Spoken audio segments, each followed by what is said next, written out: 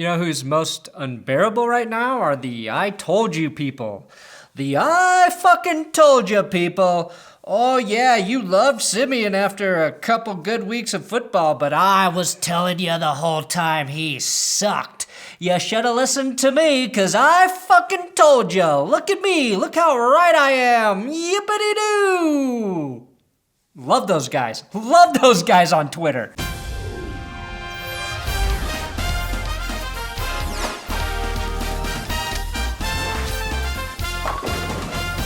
This episode is sponsored by BetDSI.com. There's a link in the description. It's one of the best sports books out there. If you use my promo code GOOD25, they will give you $25 to wager however you want. My advice?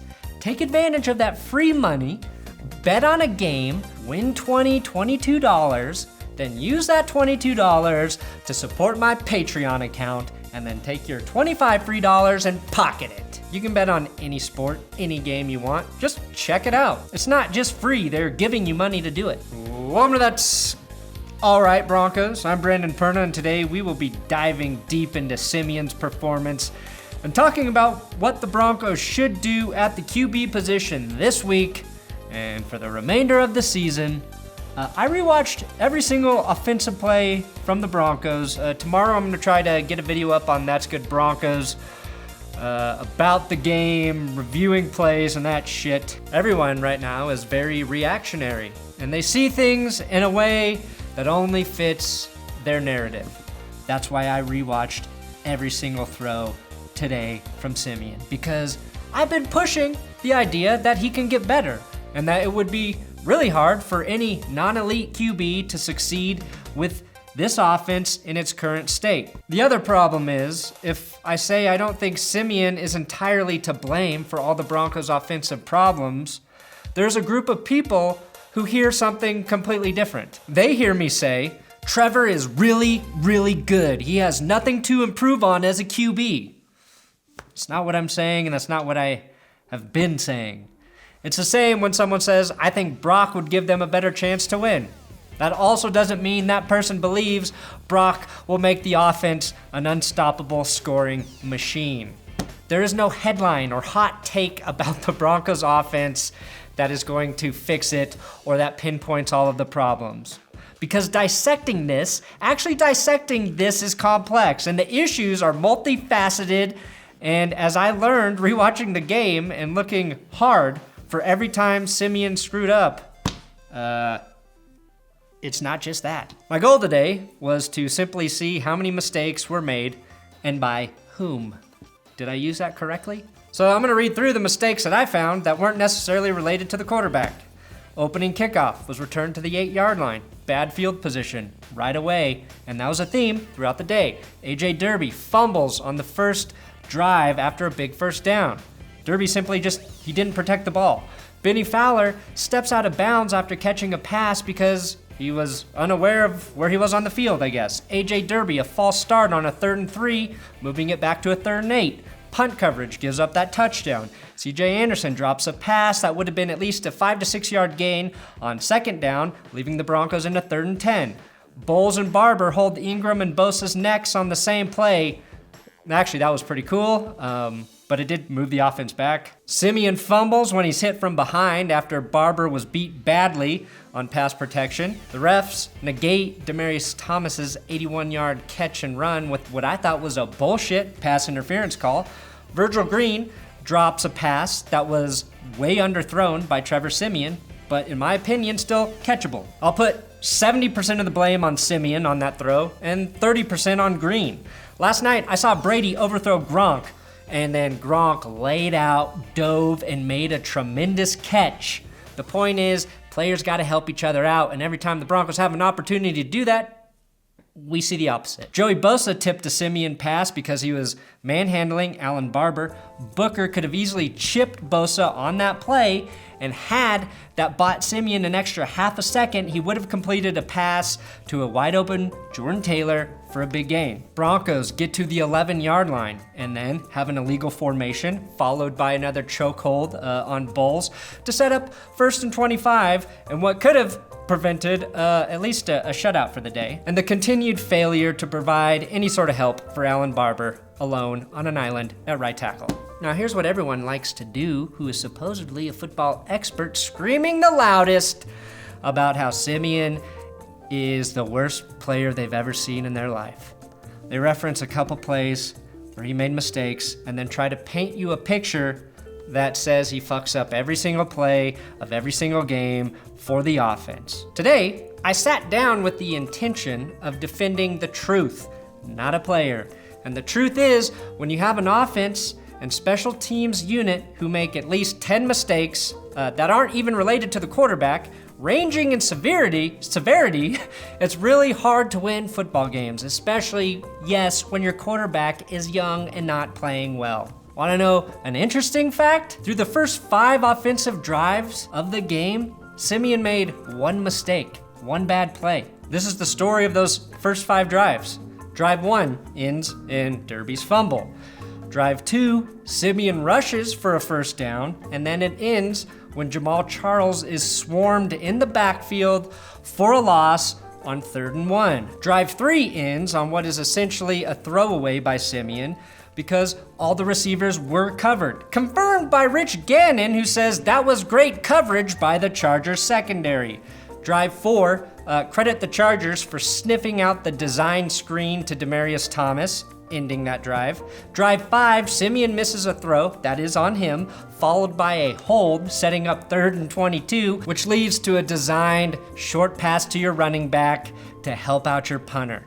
Those were the first 5 drives of the game. Go back, watch through them. Show me all the plays where Siemian had time and wide open players to make a game-changing difference. And you know what? You want to know when Siemian really started to not play well?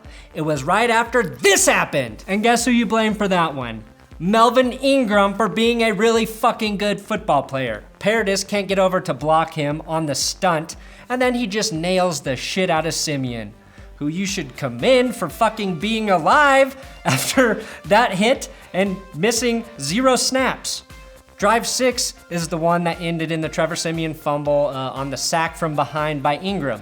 Now, you can say Siemian should know he cannot outrun Melvin Ingram and to protect the ball when he is running. That is 100% fair. But when this happened, just a few plays prior, do you think your instinct might be to run if you feel Ingram breathing down your neck again? Yeah, I'm running for my fucking life too. Opposite side of the coin, you want a good quarterback. You want your quarterback to make up for some of your offensive deficiencies. That is important. That is important to any team for success. And Trevor Siemian is not doing that. My only argument is I don't know if Brock can do that. I don't know if Paxton Lynch can do that. And these are the Broncos' realistic options right now. Stick with Siemian through the gauntlet, that is the 2-game road stretch against the Eagles and Chiefs, and then a home game against an improving Patriots team. Maybe something clicks for Siemian and the offense, and they win some tough games that change the current trajectory of the team. If that happens, Siemian could finish out the season. Option 2, start Brock Osweiler. Maybe a change at the quarterback position makes a big difference, not only for the offense in the way that it executes, but in the way that defenses try to play against the offense. Maybe Brock plays really well, and you can ride out the season with Brocktober. Brockvember, Brocksember. Those sound lame. Or maybe he's just a pawn used to get a win or two until Paxton Lynch is healthy, which leads to option 3. It doesn't matter if it's Siemian or Brock starting. Start whoever you think gives the team the best chance to win and play whichever guy until Paxton Lynch is healthy, so you start to see what you really have with him by the end of this season. Option 4, make a bold move. Make a trade or sign an available free agent. Colin Kaepernick. It probably won't happen, but it is an option. Option 5, if Chad Kelly is healthy, you give him a start late in the season. Those are the Broncos' options, and none of them are guaranteed to produce better results. It is a tough position to be in for pretty much everyone in the organization not named Riley Dixon. All Dixon has to do is hit the treadmill a lot so he has the proper cardio to punt the ball 100 times a game. Should the Broncos start Brock Osweiler? I think the Broncos should start Brock if their intention is to start Paxton Lynch once he's healthy. Or if John Elway and the coaching staff really, and I mean really, believe Brock can come in and replace Trevor Siemian and finish the season as the starter. If they think Brock can be the starter all year, put him in. I don't doubt that a change could provide this spark everyone is looking for. And to be honest, Denver doesn't need a spark, they need fucking napalm. Who brings napalm? Swag. Swag? I will be rooting for whoever takes the reins to succeed, but Brock had a great defense in Houston and threw 15 touchdowns and 16 interceptions for 2,957 yards. But he did get a playoff win. The team didn't get that win because of him, but maybe he can play better here with the coaching staff that would try and embrace him instead of dismissing him. That is totally possible. Why would you leave Siemian in as the starter? Well, you do that if you believe he can correct his mistakes, which is still possible to do in my opinion. His pocket awareness needs to improve, and he needs to step into the pocket trusting he'll have protection. He has protection issues, but for good reason. His accuracy problems are almost always due to the fact that he's not setting his feet when he throws. Aaron Rodgers is one of the only quarterbacks I've ever seen who can make a tremendously accurate throw while being off balance with a guy in his face on a regular basis. Rodgers can get away with backpedaling and all that shit because he's a fucking god. Siemian can't. But neither can Tom Brady. But what Brady does is finds a way to get into the right place so he can set his feet and make perfect passes. If Siemian can learn to do that while the line is in disarray, he could improve this offense quickly. The problem, he's trending in the opposite direction, as is the Broncos' rushing attack. If the Broncos run better, Siemian, Brock, and or Lynch all immediately have a better chance to succeed. My conclusion after rewatching every throw is this. Yes, sometimes it's 100% completely Trevor Siemian's fault. He is the quarterback, so he is responsible for every throw. Sometimes he does have enough time to throw, but there are enough examples where he doesn't that the problem is bigger than him. On what should have been Denver's 4 biggest offensive plays, Siemian fucked up one of those, and that was the underthrow to Virgil Green. Derby responsible for the fumble. Refs maybe blame them for that DT call, and Bosa tipped a pass that would have been for a big gain to Jordan Taylor, and then the rest is just a bunch of mixed bag of good and bad. I went into this ready to tell you why the Broncos would have a better chance benching Siemian. And they might, but they might not. That's the problem right now. It's so much bigger than one player, including the most important player, quarterback. Statistically, the Chargers' offense was almost identical to the Broncos on Sunday. The big difference, turnovers. Anyone who tells you that that loss is all on Siemian doesn't know what they're talking about. Anyone who tells you that loss is all on the offensive line is also wrong. Anyone who tells you it was all the running game is wrong. Anyone who says it's all on the coaches, also wrong. It's a little bit of all of that shit. It's all of it across the board in a sport that really requires 11 guys to be on the same page at all times when they're on the field. The Broncos rushed for 69 yards against the worst rush defense in the NFL, who was without one of their best defensive linemen in Corey Legend. That's a bad sign for this team. There is no offensive chemistry at this point. I'm not a coach. I don't know how to fix it. But I think you can fairly argue it's any of the things I just mentioned. If you want Brock, I'm not going to say you're wrong. I'm also not willing to say I think that he will definitely make the team and everyone around him better. I just don't know. Whatever. Hopefully they just start winning games. This episode is sponsored by SeatGeek. There's a link in the description to download the SeatGeek app, and when you use my promo code, that's good, all one word, you're gonna get $20 off your first ticket purchase. You've got a couple weeks here. You can buy tickets to concerts, comedy shows until the Broncos return to town. If they keep losing, I bet you can get a really good deal on the Broncos Patriots game. If you want to go to it, SeatGeek, promo code That's Good. I'm trying to help you out. Thanks for watching another episode of That's Good Sports. Subscribe here on YouTube. If you're watching on Facebook, share the videos.